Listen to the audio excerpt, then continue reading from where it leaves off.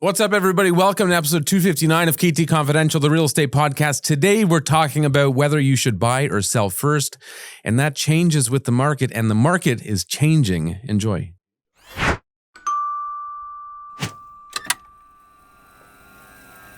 Welcome. Should I buy or should I sell first? That is the question. And it has should been. I buy or should I sell first? I'm sure if we go back, we have should a I long buy or should I sell? list of quick tips and podcasts where we address this question. But the interesting thing is our answer is different as the market fluctuates. Answer is variable to the variable market. But the risks in both scenarios are the same regardless of what's happening. So let's talk about that. So if you are to, okay. You know, when you sign up for banking services, investments specifically, they have you do an investor profile. Yes. And in risk tolerance. Risk tolerance. Yes. That should be one of the things now that agents have in their questions, list of questions. What? It's a great idea. I know. We can add it to our new buyer presentation and listing presentation. Yeah, fill out this risk tolerance questionnaire so I know and we can properly strategize the whole process. Right. And so you know the potential outcomes, extremes on both ends. Right. Done. High risk tolerance, very low risk tolerance. Depending on your answer to that question, our answer to should you buy or sell first would be very different. Yeah. And then please sign here because in 6 months, if I haven't sold your home, I don't want to be liable. If in 6 months you haven't sold your home, the contract is expired anyway, jackass. Not necessarily. Depends on how long you do it for. Okay, let's start off. Let's talk about the general risks with the two scenarios. Well, general risk is if you buy first, you risk either not selling your home or selling it for less than you had budgeted for. Right. So ways to overcome that is, hopefully you do sell it, but at the chance you don't, you need to find ways to carry two properties. Potentially, or have some kind of an alternative backup plan, like if you could rent your house and carry both with rental income. Having good people advise you is really important. So from your real estate agent to your mortgage broker, specifically, these two professionals can make or break a deal. And that's a great option in looking at if you can carry both properties if one all of a sudden becomes a rental. Right. That's smart. And before we extrapolate this conversation, on the other side of the equation is if you're putting yourself in a position of selling first, yes, then you know what your net proceeds are. We're not there yet. Okay, fine. We're talking about buying first. Okay. So buying first, your risk is one risk is you don't sell. The other risk is you don't sell for as much as you'd hoped. So this is all financial.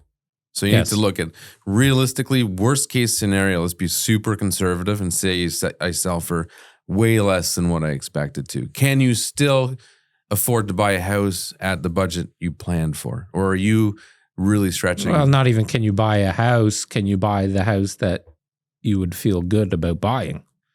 Right? Like, well, what can you get? Yeah. I mean, it depends on you fucking wording it just differently, but the same. Same but different. Wasn't that last week's topic? The other thing is you don't know your closing dates, right? So, you don't know one of the closing dates. If you buy first and you have a closing date, first of all, if you haven't sold, I recommend doing a long closing date to give yourself a comfortable buffer to sell. Because as soon as you buy that house, your level of stress elevates 10 times. Yes. And we see it in people all the time. They could be the most calm and collected type of personality, but as soon as they've bought that house, they change. Yeah, there's $3 million on average on the line. Yeah, and we've been in scenarios where working with these people for 6 months, a year even in advance, trying to get in there to do staging consultations, get the ball rolling, and they're, we'll put it off. Yeah, we'll put it off. We're not quite ready. And then the right house pops up on the market. They're like, oh my God, I need to buy that house. So they go buy that house, and now all of a sudden it's okay. Now we got to get our shit together. That immediately. happened to me. Yeah. That happened to me. Literally happened to me. Let me think. What year was it? Oh. Yeah, 2 years ago. Okay. 2 years ago. We put an offer on the house. We were the highest offer. They came back. They said, your offer is the best, but your closing date is too long, because I did that. I planned. Right. And said, okay, we're going to need a couple of weeks to prepare the home. We're going to need a week to stage it, to photograph it, etc. So it's not going to be on the market for 3 weeks. I need, at that time, an extra couple of weeks to sell it, and an extra 60 days to accommodate closing on our sale. So we were like 115 day closing. They wanted a 30-day close. And I said, I can't do it, because we hadn't prepared our home to be able to turn it around quickly enough. Right. So preparation alleviates a lot of the potential issues that you could have. Yeah. Well, and also from the buying first perspective, which kind of ties into the selling discussion, is if I am the listing agent of a property and I have 2 offers, and they're fairly comparable with the exception of the price. And let's say the price was equal, but I find out buyer 1 has a house to sell still, and buyer 2 has already sold it. Buyer 2 is heavily favored. Sure. Right? Yeah. Depending on the price range of the home, let's say $1 million to $2 million, the range of value a seller may associate with that could be, anything from 10 grand to 50 grand. Yeah. Right. Like if you know confidently in this market that's a bit slower than usual and there's some uncertainty in the air, if you know the buyer of your home has sold their home already and it's a firm deal, that holds a lot of weight. Right. So are we talking about selling now? Yeah. Same. So if you sell first, the risk is you might be without a house, or you might be forced to buy something that you aren't 100% sold on, that you don't love. Or you're maybe moving twice. You might be moving twice. So you might be moving in with the in-laws. You might be moving to the Holiday Inn. If the weather is nice and you want to rent a cottage, an Airbnb for a few weeks or whatever, a few months. You have more options if you sell first and then buy. Well, the risks are buying first, there's more financial implications, potentially. And if you sell first, it's more just inconveniences. Some financial, like you may have to pay movers twice or store your stuff, but far less risky financially. And we're talking, let's be specific here, because we're talking in the current market, which is a buyer's market, like we talked about last week. If you missed last week's podcast, we were talking about lowball offers in a buyer's market. In this is applicable in this current market only. Yes. If you're not listening to this on, well, actually, you're already listening to it a week after we've recorded it. So this information may be outdated already, based on the way the market's been going. We may have to move to a live podcast because the market is changing that. Yeah, but the risks never change, though. The risks never change. It's just the likelihood of successfully selling in a short period of time or a long period of time will vary with the market. So that's another thing consideration. Here's a question that I get asked a lot right now, and that our team is getting asked a lot right now. And it revolves around the sale of the buyer's property. Yes. So we're seeing a lot of buyers putting a condition in the offer to purchase your listing with the condition on the sale of their property. Yeah. So a lot of people ask me how that works. So I'm going to just briefly talk about that. All right.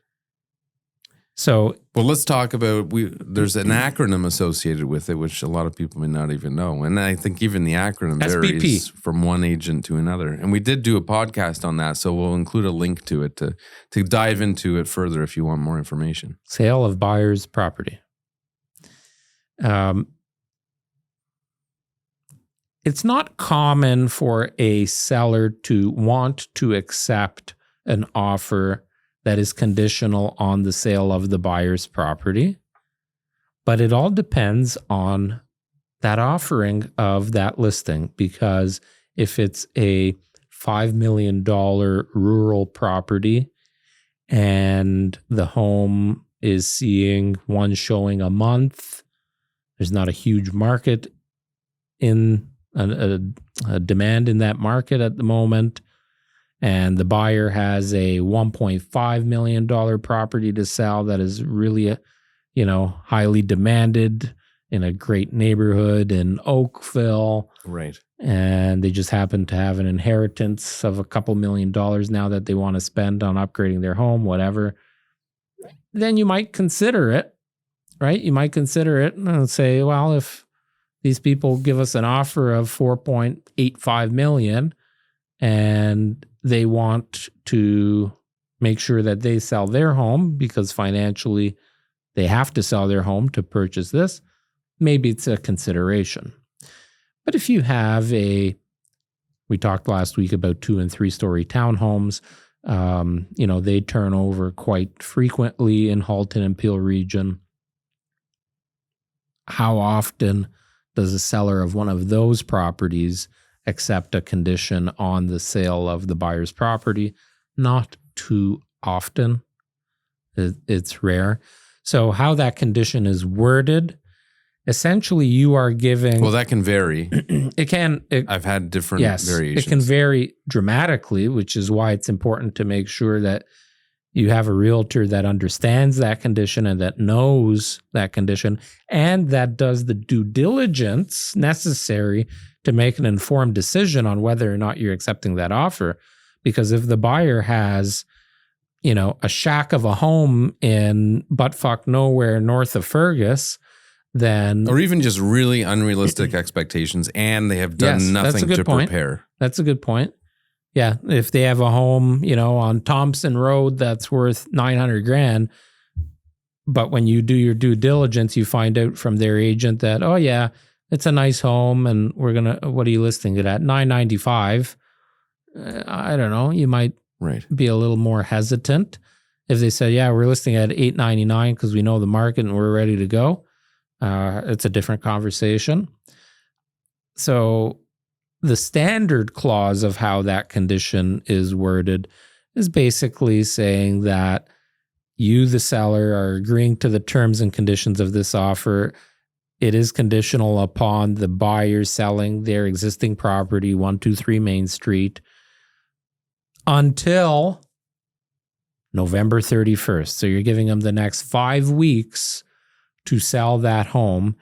If it doesn't sell, then the deal is null and void if that date is not extended, and you as the seller go back on the market and you start from scratch again.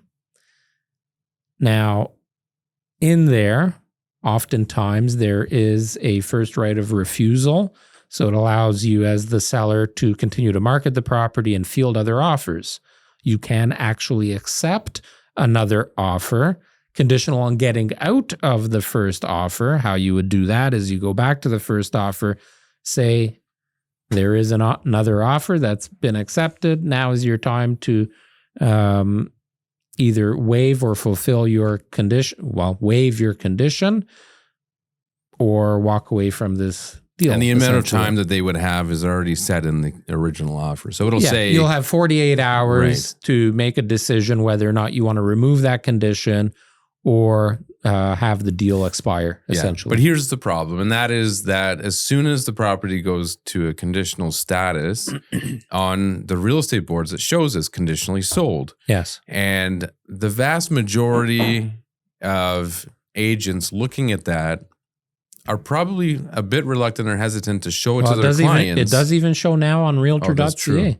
So The public does see that. Yeah, people are going to be a bit hesitant to look at it because they are going to be concerned. Especially in a buyer's market. Yeah, they don't want to get excited about the home only Right. to find out that they can't buy it. Right. Right? So Although I will say this, because that's very true in any market where the buyers and the buyer's agents don't feel it's necessary to go and view that home if it's already sold conditionally, regardless of what condition it is. It could be a condition on financing, well inspection, septic pump out, whatever. But if you do have an opportunity to go and see that house, it might be worthwhile just because it's giving, if it does sell and those conditions are fulfilled or removed, it does give you a baseline because then you know what the value of that home actually is, and you were in there, you felt it, you smelt it, you touched it, it. So it could give you a better insight to the current market and market values, more so than any other time. Well, we encourage, and that's one of the challenges, is getting people out to see properties. A lot of people are just, they'll very passive. Yeah, they'll scan it online. Nah, it's not interested. I'm not interested. Or they'll so randomly just go through an open house if they happen to be going by. Yeah, I think it's a great practice to look at properties, even if you don't think they're going to be a good fit. And in many cases, I've had buyers purchase homes that were completely different than what they wanted to buy because they went through the process of looking at stuff. And they're like, oh, yeah, I actually kind of like this. Or maybe things they thought they liked, they actually don't like, or areas they hadn't considered, et cetera. Mm-hmm. The one thing as a seller, if you're in a position where you have to close on another property, accepting an offer with the sale of buyer's property condition is risky because you're now more or less taking it off the market. Not exactly, but more or less you're limiting your exposure for 30 days, 45 days, whatever it happens to be. And then at the chance that the buyer can't sell their home, you're basically restarting. Yeah. And now at that point, point, start from scratch. Yeah. You might only have a month left before closing, and you're in a very risky position. So talking about risk tolerance. So recently we had a seller who was in a similar situation. They still had a couple months before closing. So they didn't want to accept this offer with that condition in it. So we came to a mutual agreement with the buyers where we did a 6-month closing. Right. They really wanted the house. We really weren't comfortable accepting that condition. So we did a 6-month closing. And that gave the buyer the peace of mind that, hey, that's plenty of time. Like one way or another, I'm selling this house in 6 months. You hope. There's always a risk. Because in that 6 months, the prices could decline. It could. But now, as a seller, they're now obligated. Now, what happens, Adrian? Yes. So you sold your listing with a 6-month closing and it was to buyers that had a initial offer that included the sale of their property condition, right? Yes. So they don't have that condition now. So they are buying this home firm. So now what happens in that 6 months, if it takes them 4 months, let's say 3 months to sell it, and in that time, the prices have come down and they accepted a little bit less than they anticipated, but the prices keep going down and the buyer of their home has a home to sell and the prices go so low that now they can't close on that home, which means they can't close on that home. Please call your lawyer. Yes. These are all risks, right? They are all risks, but they are all very realistic risks because that trickle effect can happen. And I'll just say this. If you are negotiating any deal of which has any consequence to you in terms of the financial positioning to close on other real estate, so if you are accepting the sale of your home to a buyer, make sure you have a big enough deposit that it's going to make them feel the pain, essentially. Yeah. Oh, yeah, you don't want to close on my $1.5 million house? That's fine. We've got $200,000 of your money sitting in a trust. $200,000 is a little excessive, but we have $100,000 of your money sitting in the trust account. See you in court. Right.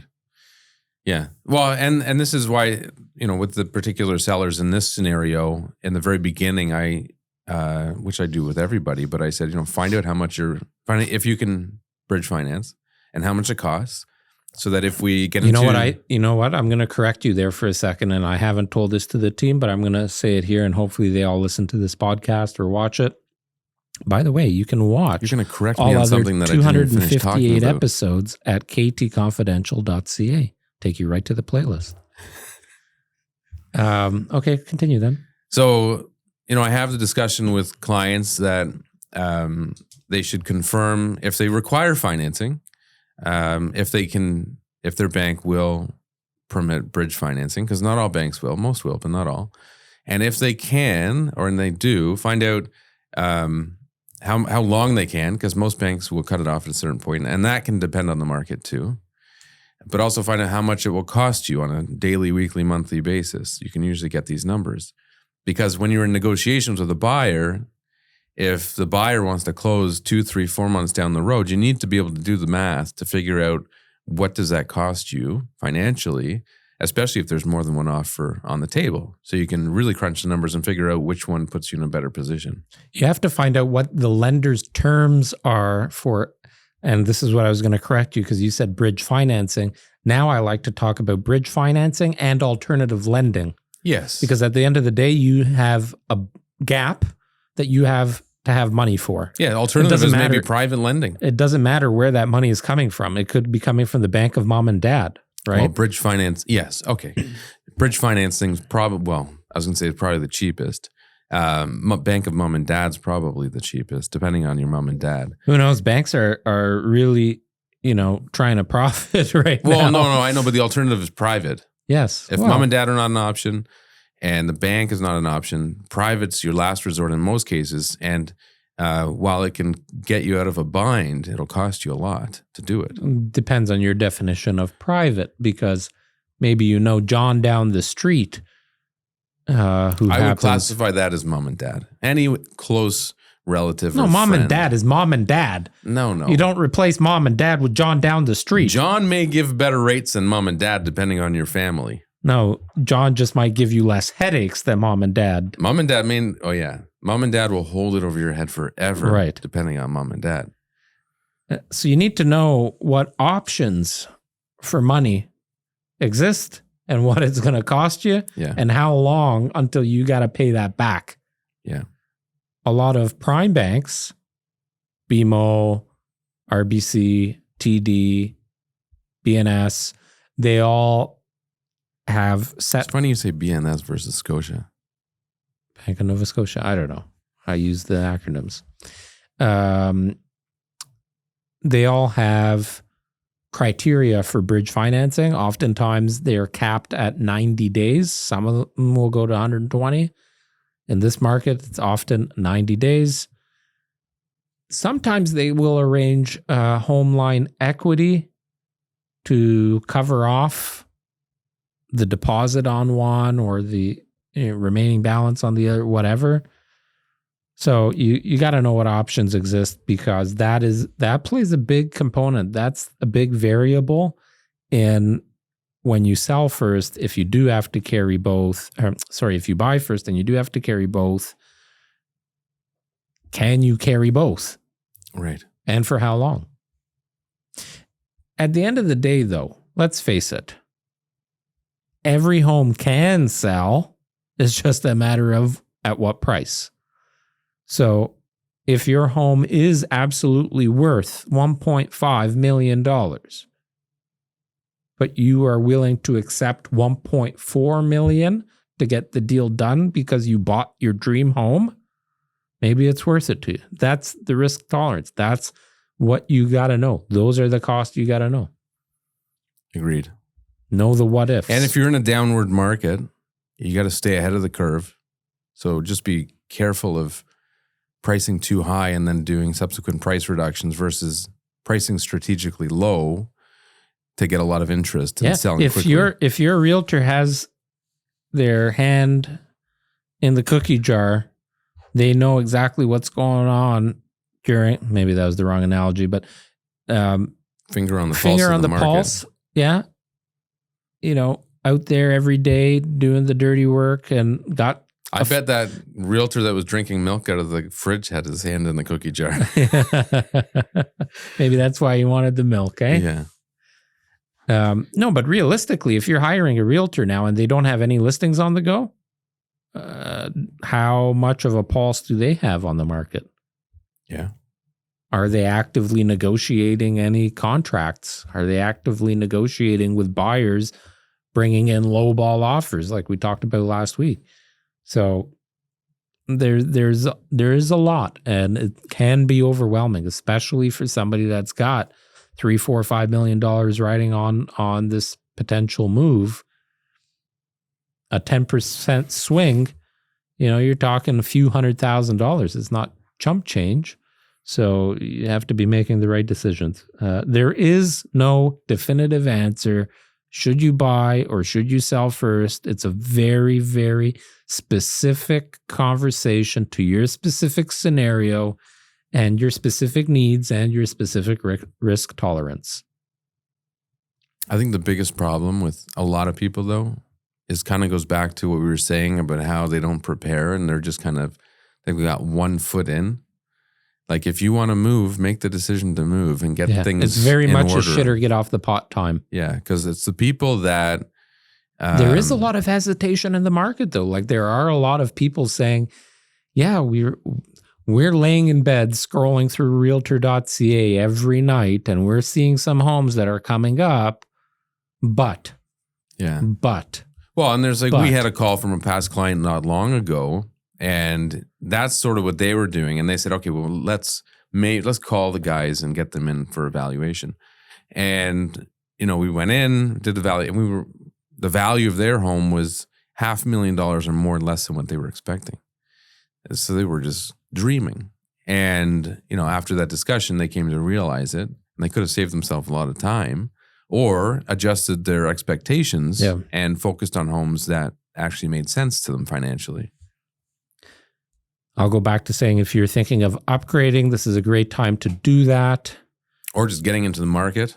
Prices haven't been this low for a very long time. And rates will go down inevitably. If you don't currently own a home, there are a tremendous amount of opportunities in the GTA, outside of the GTA, and some pretty attractive deals out there, some pretty attractive negotiating ability out there.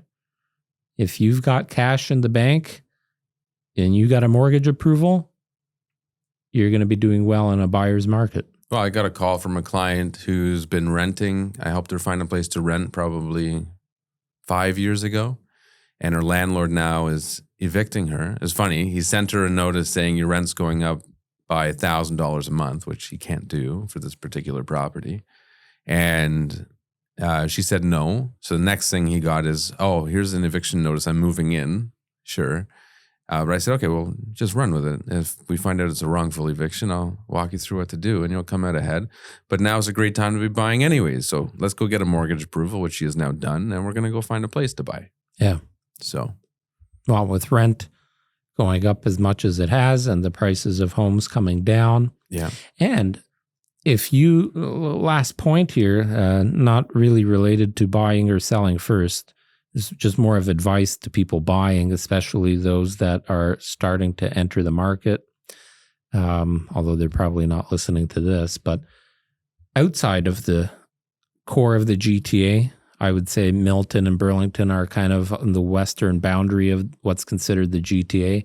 But if you're looking in areas like Kitchener, Guelph, Woodstock, Grimsby, Niagara-on-the-Lake, areas that were absolutely booming during COVID are pretty silent at the moment. It's done the reverse. In the beginning, it was like the city was dying and the suburbs were booming. Yes. And now it's the opposite. Yes. The closer to the core you get, the better those properties seem to be doing. Yeah, because of prices. Now they became more affordable. Well, and a lot of influences. Like people have to go back to the office south now. for the winter, and now they're coming home. Yeah, people have to go back to the office too. So I know people that moved out out of the province. Yeah, one of my clients works for RBC, was working from home for the last 3 years.